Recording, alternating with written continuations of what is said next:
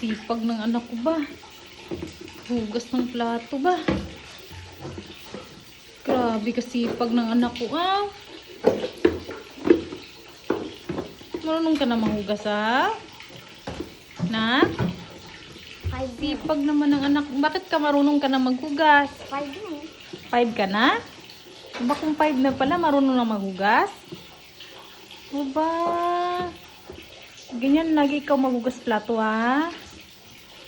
Kung gusto mo magugas ng plato, sabihin mo lang muna sa akin. Ako na magugas. Sige, sige. Ikaw na maghugas, ha? Ate May, utusan mo na si Gabin. Ate May, maghugas plato, ha? Sabihin ko, ate may hugas ako. Sabihin mo, ate may. Kiss ako, Bi. Kay very good, Bi. Sabihin mo, ate may. I love you. Gabugas ako plato. Sabihin, ma, binigyan I love ako you. na. I love you.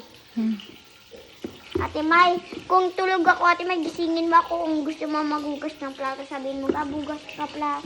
Hugas ako plato, sige ako na maghugas. Babait-bait ng anak ko ba?